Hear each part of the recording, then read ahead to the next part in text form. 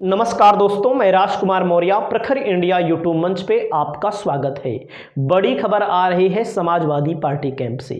Samajwadi party के राष्ट्रीय अध्यक्ष अखिलेश यादव ने बहुत बड़ा फैसला ले लिया है।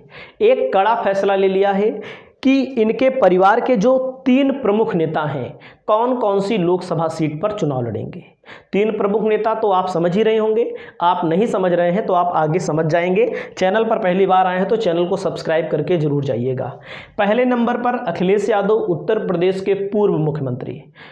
समाजवादी पार्टी के राष्ट्रीय अध्यक्ष को लेकर के बड़ी खबर आ गई है कि समाजवादी पार्टी के राष्ट्रीय अध्यक्ष ने निर्णय ले लिया है पूरी तरह से, और ऐसा बार बार आप मीडिया में भी देख रहे होंगे, टेलीविजन पर भी देख रहे होंगे। अखिलेश यादव कन्नौज लोकसभा सीट से चुनाव लड़ने जा रहे हैं। कन्नौज लोकसभा सीट पर 2019 में इनकी पत्नी लोकसभा का चुनाव लगभग 12,000 वोटों से हार गई थी समाजवादी पार्टी के टिकट पर। सपा बसपा का गठबंधन था, तब भी हार गई थी। सुब्रत पाठक को भारतीय जनता पार्टी ने लोकसभा का टिकट दे दिया है। सुब्रत पाठक बहुत कम मार्जिन से जीते थे। अगर अखिलेश यादव सुब्रत पाठक के सामने लोकसभा का चुनाव लड़ते हैं, यानी कि जहां तक पूरा फाइनल हो चुका है कि अखिलेश यादव लड़ने जा रहे हैं कन्नौज से, बार बार इन्होंने अपनी जुबान से भी बोला है, तो 100% कन्नौज की लोकसभा सीट अखिलेश यादव खुद जीत लेंगे। और मीडिया में भी आप देख रहे होंगे, जो सर्वे आ रहा है कि मीडिया में बताया जा रहा है कि कन्नौज की लोकसभा सीट समाजवादी पार्टी हार जाएगी। लेकिन हमारा खुद का मानना है, अखिलेश यादव किसी पार्टी के राष्ट्रीय अध्यक्ष हैं। भारतीय जनता पार्टी के बाद दूसरे नंबर की इनकी पार्टी है। इनके पास 36% 35% खुद का वोट बैंक है।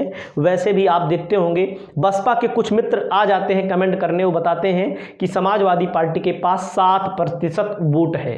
तो उन लोगों को मेरी तरफ से थोड़ा सा जवाब है कि देखो, जो पार्टी बूथ पर जितना वोट पाती है उसकी बात करिए। आप यादव का वोट करेंगे, अब आप सोचेंगे बहन जी का वोट 22% दिखाएं और अखिलेश यादव का वोट 7% दिखाएं, तो ये गलत है। बहन जी का वोट वास्तव में भी है 12-13% के आसपास बचा हुआ है, और अखिलेश यादव के पास 35%, 34%, 36% वोट अभी भी है।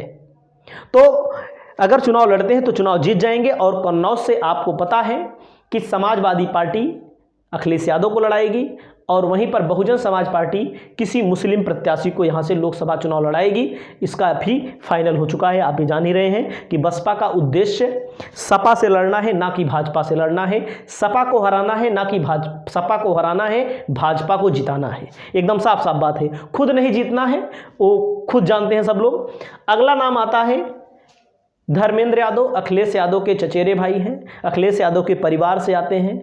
और अखिलेश यादव, डिम्पल यादव और शिवपाल यादव, धर्मेंद्र यादव, यही लोग 3-4 लोग हैं जो समाजवादी पार्टी में ठीक ठाक पोजीशन पर हैं। ठीक ठाक मतलब कि लोगों के मन में, मतलब कि लोग इनको जानते हैं। वैसे तो राम गोपाल यादव है, राम गोपाल यादव के ऊपर तमाम सारे आरोप भी लगते हैं, और आरोप कहीं ना कहीं सच भी दिखाई देते हैं। तो पहले आप जान लीजिए, धर्मेंद्र यादव को आजमगढ़ से फाइनल हो चुका है, क्योंकि इनके घर में अभी एक मीटिंग हुई। आपने देखा होगा, बदायूं से शिवपाल सिंह को टिकट दिया गया है।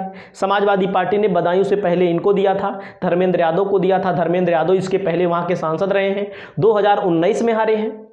संघमित्रा मौर्य से चुनाव हारे हैं। भारतीय जनता पार्टी ने उनका शायद टिकट भी काट दिया है, तो टिकट 100% कट गया है।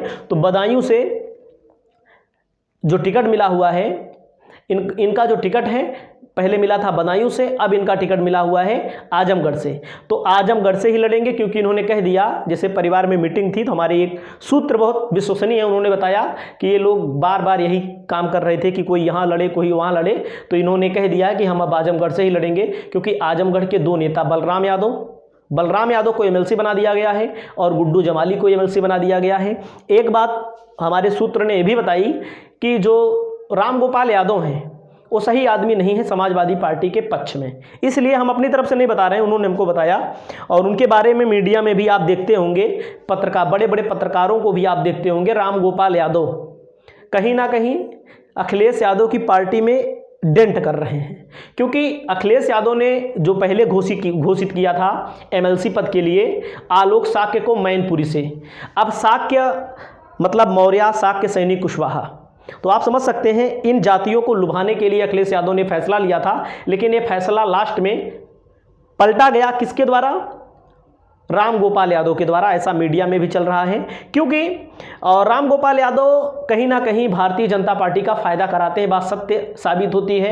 एक विधानसभा सीट है हमारे यहाँ, विश्वनाथगंज की भी विधानसभा सीट है, वहाँ पर इनके बारे में कहा जाता है कि अखिलेश यादव ने संजय पांडे को, जो संजय पांडे का मतलब ये मत समझिएगा कि सवर्ण है तो उनको वोट ना मिलता, बहुत ही मजबूत नेता हैं, आपको मैं बताऊं बहुत ही मजबूत नेता हैं। और उनके पिताजी समाजवादी पार्टी में रहे हैं, पूर्व कैबिनेट मंत्री रहे हैं, पंडित भले हैं लेकिन वो वाले नहीं हैं, मतलब कि उनके यहाँ सबका समान वो भी है, अधिकार है, समान वो भी है। उनकी एकदम लहर थी, ठाकुर, पंडित, बनिया, यानी कि मुस्लिम, बैकवर्ड, सब उनको वोट देता, क्योंकि सत्ता रहे या ना रहे लोगों की सेवा भाव करते रहते हैं।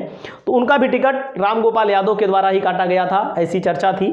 और मैं आपको बता रहा हूँ कि इन्होंने फिर बलराम यादव को ला करके, इसी इलाके से आते हैं बलराम यादव, हमें यादव से विरोध नहीं है, ये भी बात मैं बता दूँ, लेकिन यादव को उन्होंने किया, यादव तो आपको वोट देता ही है। आलोक शाक्य 3 बार के विधायक, 2 बार चुनाव हारे हैं बहुत कम अंतरों से। भोगांव विधानसभा सीट है मैनपुरी की तरफ से, तो उनका टिकट काटा गया एमएलसी पद के लिए, तो उसमें कहीं ना कहीं राम गोपाल यादव की भूमिका रही है। तो तमाम ऐसे मुद्दे आते हैं जहां राम गोपाल यादव इन सब बातों को लेकर के बहुत घिरे दिखाई देते हैं। और समय समय पर जो भी बयान आते हैं राम गोपाल यादव के, जैसे कोई विधायक जा रहा है तो थोड़ा ना, जैसे आग जल रही होती है तो आग में घी डालने का भी काम करते हैं, ऐसा आप देखते होंगे। और यहाँ पर शिवपाल यादव की बात आ रही है। शिवपाल यादव जब से लोकसभा का रिजल्ट इनका घोषित हुआ है तब से आज तक, जब तक मैं वीडियो बना रहा हूं, बदायूं नहीं गए हैं। 15 से 16-17 दिन हो गया है, बदायूं नहीं गए हैं। लेकिन सोच रहे थे कि हमको आजमगढ़ से लड़ने के लिए, लेकिन यहां पर शिवपाल यादव को अखिलेश यादव ने कह दिया है कि आप आजमगढ़ से नहीं, आप बदायूं से ही चुनाव लड़िए। और जब आप बदायूं से चुनाव जीत जाएंगे तो इनके बेटे, सबके बेटे राजनीति में आ गए हैं, ये भी आप जान लीजिए, सबके बेटे राजनीति में आ गए हैं। राम गोपाल के बेटे आ गए हैं, और शिवपाल और राम गोपाल की बैठती नहीं है। जब झगड़ा हो रहा था मुलायम परिवार में, समाजवादी पार्टी की सरकार थी, 6 महीना बाकी था मुख्यमंत्री पद के लिए, तो शिवपाल यादव चाह रहे थे कि हमको मुख्यमंत्री, हमको भी एक बार बना दिया जाए। तो पार्टी को लेकर के, पार्टी को की टूट को लेकर के, राष्ट्रीय अध्यक्ष को लेकर के बवाल हुआ था। तो अखिलेश यादव राम गोपाल यादव की बात इसलिए मानते हैं क्योंकि राम गोपाल यादव ने अखिलेश यादव का उस समय बहुत साथ दिया था। कागजी कार्यवाही जो होती है चुनाव आयोग से संबंधित, जो चुनाव आयोग को दी जाती है पार्टी के संबंध में, अखिलेश यादव का उन्होंने बहुत साथ दिया था। तो इसलिए राम गोपाल और शिवपाल यादव में कहीं ना कहीं दूरी आपको नजर आती है। आपने देखा होगा इन्होंने खुद की पार्टी भी बना ली थी, प्रगतिशील समाजवादी पार्टी। और फिरोजाबाद से चुनाव क्यों लड़े थे? फिरोजाबाद में 2019 में सपा भी चुनाव लड़ी थी, और यहाँ पर शिवपाल भी चुनाव लड़े थे, अपनी पार्टी से चुनाव लड़े थे। तो आप समझ सकते हैं क्यों लड़े थे, क्योंकि अखिलेश को लेकर नहीं, राम गोपाल के बेटे को लेकर के। अखिलेश के सगे चाचा हैं ये, अखिलेश के सगे चाचा ये हैं, क्या बोलते हैं, शिवपाल यादव हैं। तो आप समझ सकते हैं उसी सीट पर लड़ गए थे, 1 लाख वोट पा गए थे, लगभग 1 लाख नहीं, लगभग 98,000 वोट पा गए थे, जिससे शिवपाल यादव के लड़ने से समाजवादी पार्टी वहां चुनाव हारी और राम गोपाल के बेटे चुनाव वहां पर हारे। तो आप समझ सकते हैं 3 टिकट अब फाइनल हो चुके हैं, और भी टिकटों की लिस्ट मैं बताता रहता हूं समय समय पर, अभी यही माहौल चल रहा है तो यही मैं लोगों को बता रहा हूं। आपकी जो राय हो निर्भीक तरीके से अपनी राय रखिए। इस वीडियो में इतना ही, नमस्कार।